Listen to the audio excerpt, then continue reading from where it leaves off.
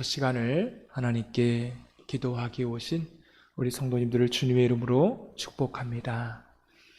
오늘은 고린도후서 19번째 시간, 사역자에게 필요한 자세가 있습니다 라는 제목으로 하나님 말씀을 나눕니다.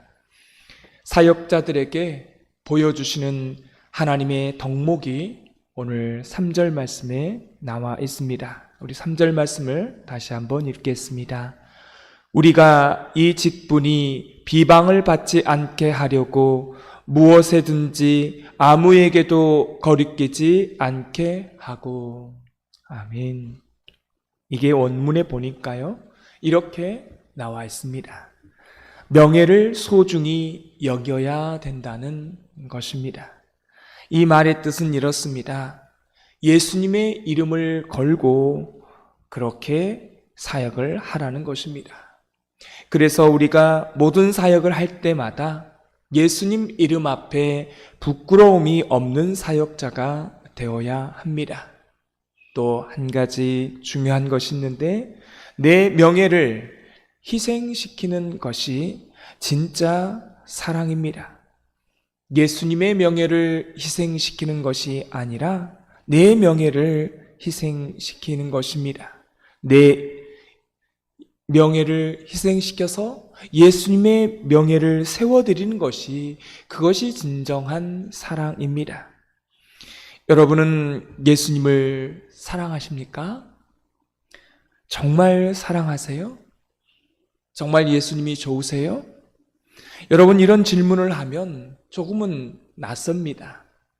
내가 목사인데, 내가 권사인데 왜 목사님이 저런 질문을 자꾸만 하나? 이게 여러분, 사실은 우리 안에 진실하게 한번 대답을 해 보셔야 합니다. 예수님을 정말 좋아하고 사랑하십니까? 제가 이 질문을 왜 이렇게 하냐면, 그분을 사랑한다라면 내 명예를 손해보고 그분의 명예를 세워드리는 것이 진짜 사랑이라는 것입니다. 우리 예수님께서 창기들과 세리와 함께 먹고 마셨습니다. 왜 이렇게 우리 예수님이 하신 것인가요? 그들에게 복음을 전하려고, 그들에게 구원을 주시기 위해서, 구원하기 위해서 그렇게 하신 것입니다. 그 당시에 죄인이라고 하는 사람들, 당시에 다 그 사람들을 무시했고 죄인이라고 하는 사람을 구원하기 위해서 예수님의 명예, 그 예수님의 명예가 땅에 떨어졌던 것이죠. 그래서 예수님의 별명이 붙었습니다. 무슨 별명이 있었습니까? 먹기를 탐하는 자였습니다. 우리 예수님은 먹기를 탐하는 자가 아니었습니다. 그런데 창기와 세리와 함께 먹는 그 순간에 예수님의 명예를 잃어버리게 된 것입니다. 또한 지독한 별명이 하나 있었죠? 무슨 별명이었습니까? 죄인의 친구였습니다. 오늘날로 보면 감옥에 다녀온 그런 전과가 있는 사람과 함께 어울렸다라고 하는 겁니다. 그런 식으로 보면 돼요. 예수님은 그래서 죄인의 친구라는 별명까지 생긴 것입니다. 사랑이라는 건 바로 이런 것입니다. 사랑은 나의 명예를 희생하고 내가 사랑하는 그분의 명예를 세워드리는 것이 사랑입니다. 복음서에 보면 예수님이 세리 마태를 제자로 삼는 장면이 나옵니다. 그 당시의 세리는요, 죄인 취급을 받았던 사람이며 손가락질을 받았던 사람입니다. 그런 마태를 제자로 삼았으니 그 당시 분위기로는 예수님이요, 욕을 먹는 것입니다. 오늘날로 말하면 일제시대 때 친일했던 그런 사람들하고 같이 있고 또 그 사람을 제자로 삼는 것과 같은 것이에요. 다 욕을 하는 사람인데 그 사람을 제자로 예수님께서 삼은 것입니다.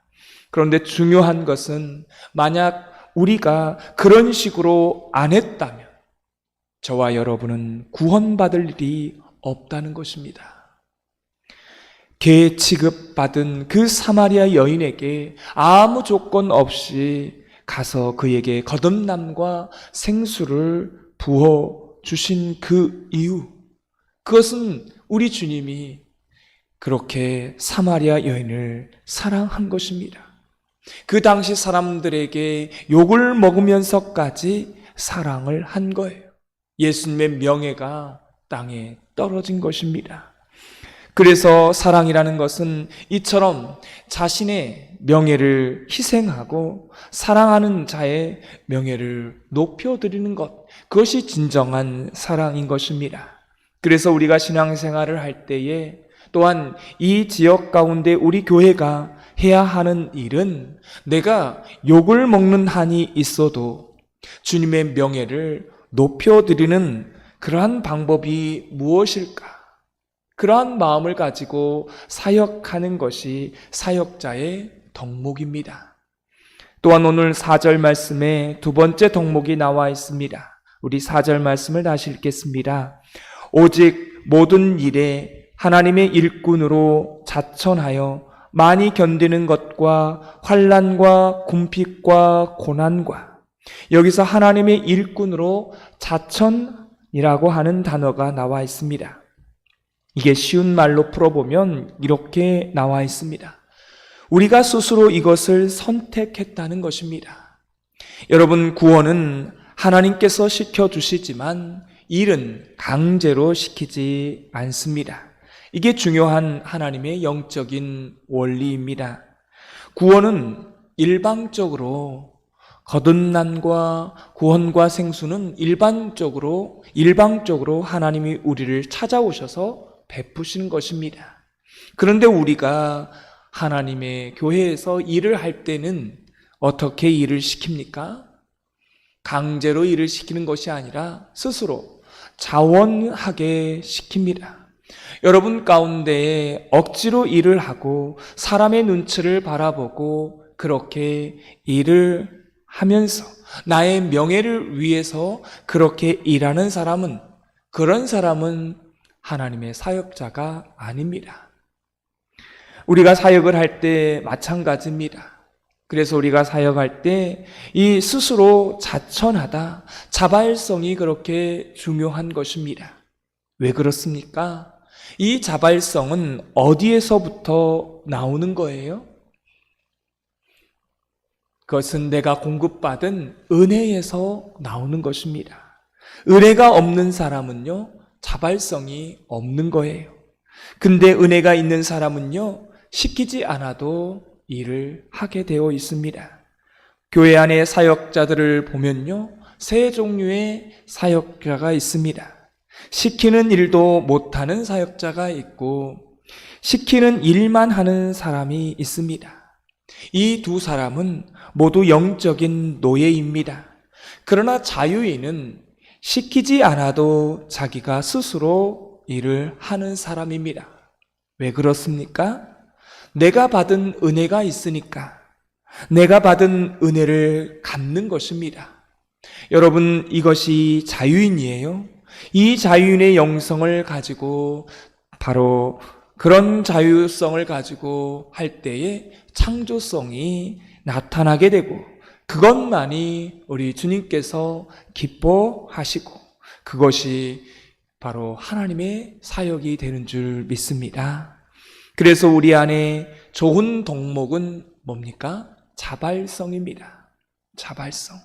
첫째는 내 명예를 손에 보는 일이 있어도 사랑하는 사람의 명예를 세워드리고 높여드리는 것이, 그게 사랑이고, 두 번째는 자발성으로 사역을 해야 한다는 것입니다. 목회도 마찬가지입니다. 여러분이 정말로 영적으로 피폐해질 수밖에 없는 방법이 있다면 그것은 담임 목사가 자발성을 잃어버릴 때입니다. 교인들의 눈치를 보고 또 저에게 주는 생활비만큼만 내가 일하겠다, 이런 식으로 일한다라면 교회 꼴이 뭐가 되겠습니까? 그러나 하나님께서 나를 부르셨고 내가 받은 은혜에 대한 보답이 이렇게 할 수밖에 없다는 그러한 자발성이 있을 때에 창조성이 나타나게 되고 내 안에 기쁨이 주어지는 줄 믿습니다. 사랑하는 성도 여러분, 이런 사역자가 여러분 가운데 나오게 되기를 소망합니다. 그래서 하나님이 주신 은혜에 대한 나의 보답으로 이렇게 사역하는 교회는요, 어떤 교회입니까? 좋은 교회입니다. 은혜를 갚기 위해서 자발적으로 헌신하고 수고하고 땀을 흘리는 거예요. 그런 교회가 좋은 교회인데 자신의 명예 때문에 일을 하고 사람 눈치 때문에 일을 하고 그것은요, 좋은 교회가 아닌 것입니다. 이런 좋은 교회, 주님께서 기뻐하시는 교회는요, 어떤 환란이 와도 잘 이겨내는 그런 하나님의 교회가 될 줄 믿습니다. 또한 4절, 5절의 말씀에 보니까 핍박을 당연히 여기고 감내했다라고 나와 있습니다. 우리 4절, 5절 말씀을 다 같이 읽겠습니다. 오직 모든 일에 하나님의 일꾼으로 자천하여 많이 견디는 것과 환난과 궁핍과 고난과 매맞음과 갇힘과 난동과 수고로움과 자지 못함과 먹지 못함 가운데서도 아멘.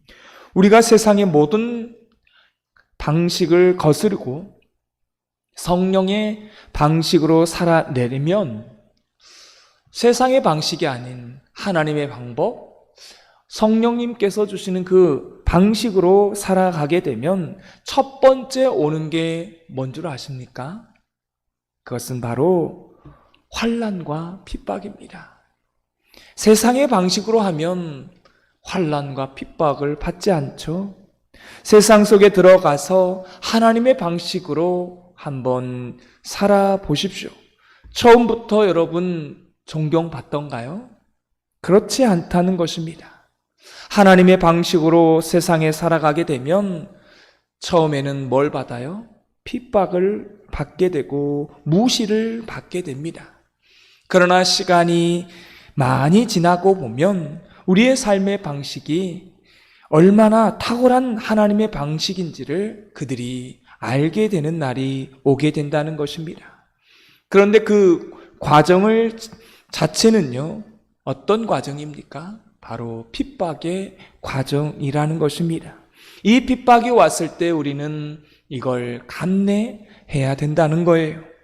그리고 오늘 말씀 마지막 가운데 보면 8절, 9절에 보니까 그리스도인에게는 반전이 있다는 사실입니다. 우리 8절, 9절, 10절까지 다 같이 읽겠습니다. 영광과 욕됨으로 그러했으며 악한 이름과 아름다운 이름으로 그러했느니라. 우리는 속이는 자 같으나 참되고 무명한 자 같으나 유명한 자요 죽은 자 같으나 보라 우리가 살아있고 징계를 받은 자 같으나 죽임을 당하지 아니하고 근심하는 자 같으나 항상 기뻐하고 가난한 자 같으나 많은 사람을 부요하게 하고 아무것도 없는 자 같으나 모든 것을 가진 자로다. 아멘. 하나님께서 이렇게 우리를요 반전시켜 주시겠다는 것입니다. 그러한 하나님의 약속인 거예요. 사랑하는 성도 여러분, 말씀을 맺습니다. 사도 바울이 어떻게 마지막에 죽었습니까? 목이 잘려서 그렇게 참수형으로 죽었습니다. 이 사도 바울에게 고난을 당했던 그 수많은 고린도 교인들은요, 다 지하 땅 속에 있는 동굴, 카타콤에 들어가서 무덤에서 자기 인생을 마쳤습니다. 그 세월이 몇 년이라 그랬죠? 카타콤에 지내는 그 땅속은 무덤이었어요. 300년 동안 그렇게 무덤 속에서, 그 땅굴 속에서 살았던 거예요. 그 당시에는 예수님을 믿는다는 것은 그렇게 고난이었고 핍박이었다는 것입니다. 그렇게 자신의 인생을 다 그 핍박 속에서 마쳤던 거예요. 그리고 자기 자녀를 좋은 대학에 보내고 유학 보내고 부귀 영화를 누리고 좋은 아파트에 산 성도는 단 한 명도 없었습니다. 다 핍박을 받았고 고난을 당하고 흔적도 없이요 다 사라졌습니다. 근데 시간이 많이 지나고 보니까, 많이 지났죠. 지금으로부터 2000년 그 수많은 시간들을 보내고 보니까 이들의 이름이 성경책에 기록이 되어 있고 인류의 수억 명, 수많은 성도들이 모여서 하나님 앞에 예배하면서 이렇게 좋은 성도들의 본을 보여주고 하나님 앞에 예배하고 하나님을 찬송하고 있는 것입니다. 여러분, 이게 바로 승리 아닙니까? 이게 바로 반전이고 이게 최후 역전의 원리 아니겠습니까? 교회도 마찬가지입니다. 지금은 바보 같으나 나중에 보면 그 사람 뒤에 교회가 있었다는 사실을 알게 되는 것입니다. 지금은 손해를 보는 것 같지만 나중에 보면 그게 교회의 유익이 되었다라는 겁니다. 지금은 저주였지만 그게 교회의 승리였다라고 하는 이러한 것들을 나중에 알게 되는 것입니다. 근데 문제는 뭐예요? 지금은 바로 고난이고 핍박이라는 것입니다. 시간이 오래 걸리는 거예요. 그 시간을 잘 견뎌내고 인내하게 될 때에 결국 하나님의 교회는, 성도의 인생은 반전을 거쳐서 결국 하나님께 놀라운 영광이 돌아가는 하나님의 사역자들이 될 줄 믿습니다. 이런 좋은 교회가 되기를 소망합니다. 오늘 말씀의 느낌과 깨달은 점 한 가지씩 적어보시고 하지 말아야 될 것과 또 해야 될 것들을 적어보시고 이 말씀대로 사는 하루가 되게 해달라고 기도하는 시간 갖겠습니다. 하나님 아버지, 한 주간을 살아갑니다. 사는 이유가 무엇입니까? 어떻게 사는 것이 잘 사는 것입니까? 오늘 사도 바울은 사역자가 어떻게 살아야 되는지, 어떠한 자세를 가지고 살아야 되는지를 말씀해 주고 있습니다. 사랑이라는 것은 나의 명예를 손해보는 일이 있다 하더라도 사랑하는 사람의 명예를 높여주고 세워주는 것이 사랑이라고 했습니다. 우리 예수님을 사랑한다라면 내 안에 손해가 온다 할지라도 예수님의 명예를 높이기 위해서 그렇게 사역을 할 수 있는 우리의 삶이 되게 하여 주옵소서.